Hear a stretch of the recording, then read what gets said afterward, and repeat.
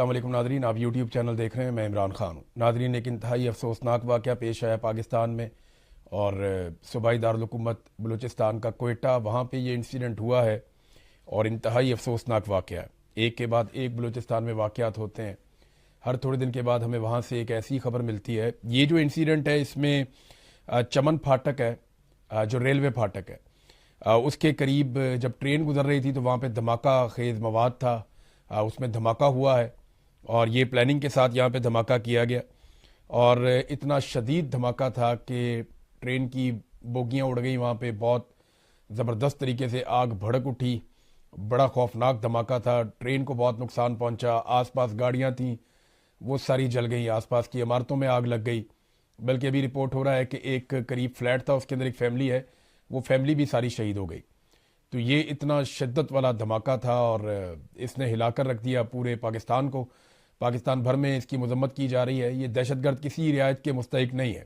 इनके ऊपर रियासती शिकंजा कसना चाहिए, इनके खिलाफ कार्रवाई करनी चाहिए, इनको निशाने इबरत बनाना चाहिए और जो लोग इसमें ज़िम्मेदार हैं और जिनकी सिक्योरिटी की जिम्मेदारी थी उनको भी निशाने इबरत बनाना चाहिए।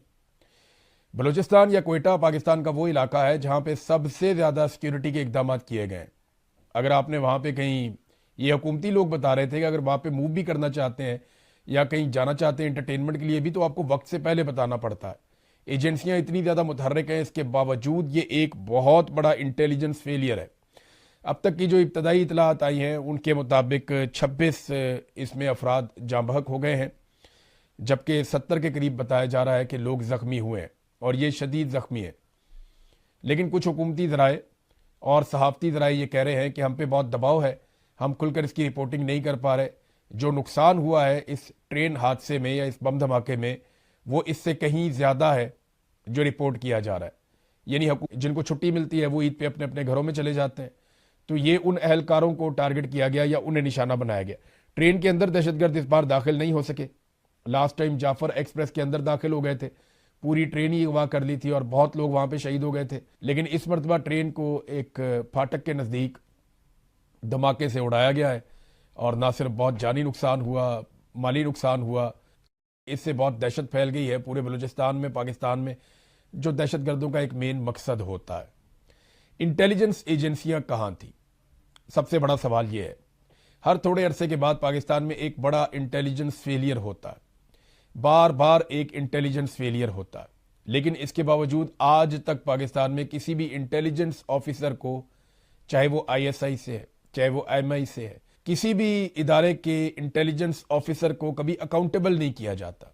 उनसे नहीं पूछा जाता कि बताओ भाई ये तुम्हें इतना बड़ा धमाका हो गया, पता क्यों नहीं चला, और ये इतना बड़ा फेलियर हो गया, इसके लिए जिम्मेदारी कबूल करो। तो पाकिस्तान में ऐसा नहीं किया जाता। दुनिया के महज़िब जो ममालिक हैं वहाँ पे इंटेलिजेंस अफसरान खुद ही इस्तीफ़े दे देते हैं कि हम अवाम की हिफाजत करने में नाकाम रहे। लेकिन पाकिस्तान में ऐसी कोई गुंजाइश नहीं है। उसकी बड़ी वजह यह है कि इन्हीं इंटेलिजेंस अफसरान को अपने सियासी मकासद के लिए जर्नैल इस्तेमाल करते हैं। यानी अगर पाकिस्तान की इंटेलिजेंस एजेंसीज की आप बात करें, चाहे ISI है, चाहे MI है, चाहे IB है या बाकी है, ये सारे आजकल एक ही काम करते हैं। इमरान खान को और उसकी आवाज़ उठाने वालों को कुचल दो, इमरान खान साहब की पार्टी को तोड़ दो, गिलगित बल्तिस्तान का इलेक्शन चोरी कर लो, बलूचिस्तान का इलेक्शन चोरी कर लो, आज़ाद कश्मीर का इलेक्शन चोरी कर लो। इलेक्शन चोरी करने हैं, अपनी मर्जी की हुकूमत बनानी है, मुखालिफ आवाज़ों को कुचलना है। उन लोगों के साथ होना चाहिए था जो धमाके के अंदर मुतासर हुए, उन लोगों के साथ होना चाहिए था जो लोग इस वक्त बाहर खाए हुए हैं, जो परेशान हैं, या सिक्योरिटी फोर्सेस के साथ खड़े होना चाहिए था, या इस वक्त उनको बड़ी अहम मीटिंग्स ले रहे होना चाहिए था। उस वक्त सरफराज भुट्टी एयरपोर्ट पहुंचता है और वो जाकर मोहसिन नकवी का इस्तकबाल करता है। वजह यह है कि मोहसिन नकवी आसिम मुनीर का खास आदमी है, बहुत करीबी है। तो मोहसिन नकवी को खुश रखोगे तो आसिम मुनीर खुश रहेगा, आसिम मुनीर साहब खुश रहेंगे तो जनाब आप वजीर आला के ओहदे के ऊपर बरकरार रह सकते हैं। वरना आपकी जगह वो एक जुम्बिश कलम से या ज़बानी कलामी दो जुमले बोलकर वो आपको वजारत आला से हटाकर किसी और वजीर आला को बलूचिस्तान में लाकर लगा देंगे। तो आप प्रायोरिटी चेक करें ना, आप तरजीहात चेक करें। वजीर आला की तरजीहात में विक्टिम्स नहीं है, वजीर आला की तरजीहात में वो लोग नहीं हैं जिनके साथ ज्यादती हुई है। हर दफ़ा बड़े बड़े दावे करते हैं, कभी वजीर आला रोना शुरू कर देते हैं, कभी रो के दिखा देते हैं, कभी आंसू बहाकर दिखा देते हैं, कभी जज्बाती बयानात दे देते हैं, ये कर देंगे वो कर देंगे, और फिर उसके बाद दूसरा वाकया हो जाता है। उन कंटेनर्स की हिफाजत है یعنی جن کو بڑی حفاظت کے اندر نکالا جاتا ہے کہ جناب اس کے اوپر معدنیات جاری ہیں ہمارے غیر ملکی آقاؤں کی، لہذا ان کو یہاں سے بالکل محفوظ طریقے سے نکالنا ہے. یہی کام جو ہے وہ خیبر پختونخوا کے قبائلی علاقوں میں بھی ہوتا ہے.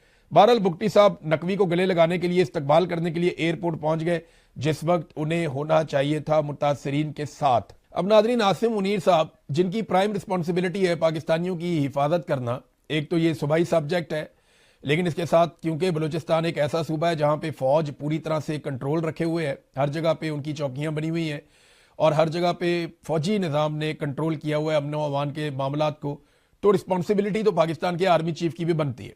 لیکن پاکستان کے آرمی چیف نے پوری دنیا میں رسپانسبلٹی لی ہوئی ہے کہ یہاں بھی میں جاؤں گا، وہاں بھی میں جاؤں گا، اس کو بھی میں ملوں گا، خارجہ پالیسی بھی میں بناؤں گا، داخلہ پالیسی بھی میں بناؤں گا، معیشت کی پالیسی بھی میں بناؤں گا، ملک پورا کیسے چلے گا میں بتاؤں گا، پوری دنیا میں تعلقات میں بناؤں گا. تو عالمی سطح پہ پذیرائی تو عاصم منیر صاحب اکٹھی کر رہے ہیں. جن لوگوں کو لا کر بٹھایا گیا پرفارمنس کے نام کے اوپر انہوں نے ٹکے کا کام نہیں کیا، یعنی کوئی تھوڑا سا بھی کام وہ کر لیتے. انہوں نے صرف سیر سپاٹے کیے، انہوں نے دنیا گھومی، انہوں نے موج مستی کی، اس کے علاوہ انہوں نے کوئی کام نہیں کیا. پاکستان کے اوپر قرضے بڑھتے چلے گئے. ابھی شہباز شریف جا کے چائنا میں کہہ رہے ہیں، دیکھیں یہ دو خبریں آپ ملا کر پڑھیں گے تو آپ کو کہانی کیسے سمجھ آئے گی.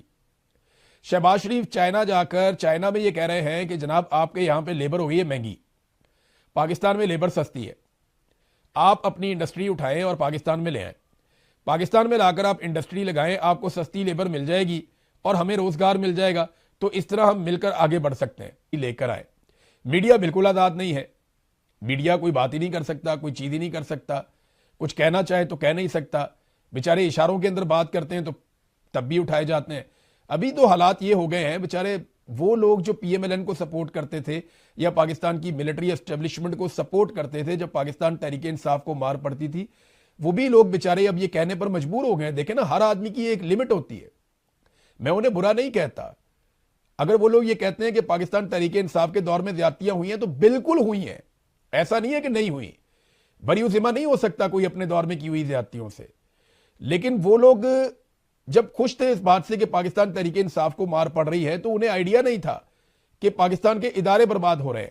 اب وہ لوگ بھی سر پکڑ کے بیٹھے ہیں اور وہ یہ کہہ رہے ہیں کہ جناب پولیس بے لگام ہو چکی ہے، بیوروکریسی بے لگام ہو چکی ہے، اور ان کے پاس کارکردگی دکھانے کا صرف ایک ہی طریقہ ہے کہ پی ٹی آئی کو مارو، باقی اپنے مفادات نکالو، اپنے فائدے نکالو.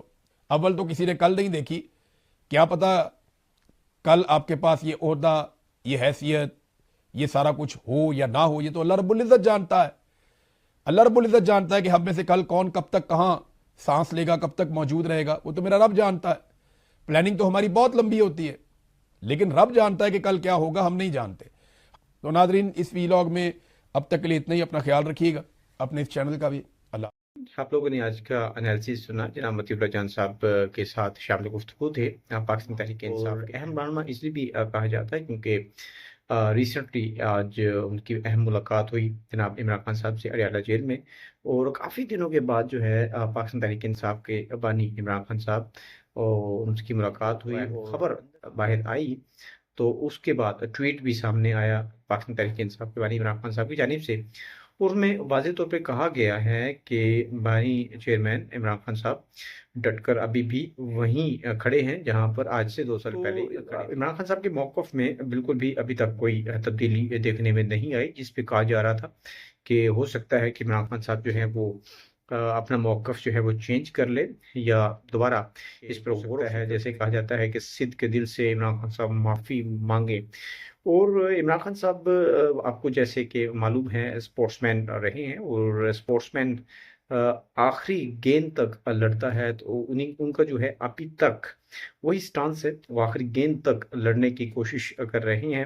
اور اس میں ہم دیکھ رہے ہیں کہ ابھی تک سوشل میڈیا جس پہ لوگ تنقید بھی کرتے ہیں، خاص طور پر پاکستان تحریک انصاف کے کچھ اہم رہنما بھی تنقید کرتے ہوئے دکھائی دیتے ہیں کہ سوشل میڈیا جو ہے وہ تحریک انصاف کا نیگیٹو سائڈ پہ بھی چلا جاتا ہے، کبھی پازیٹیو سائڈ پہ بھی، کبھی اپنے ہی لوگوں کو رگڑا بھی لگا دیتا ہے. تو اس پر تنقید ہوتی ہے. شیر عبد المرفت صاحب بھی اس پر بعض اوقات آپ کو تنقید کرتے ہوئے دکھائی دیتے ہیں، لیکن سوشل میڈیا ہی پاکستان تحریک انصاف کی اہم طاقت دکھائی دیتا ہے.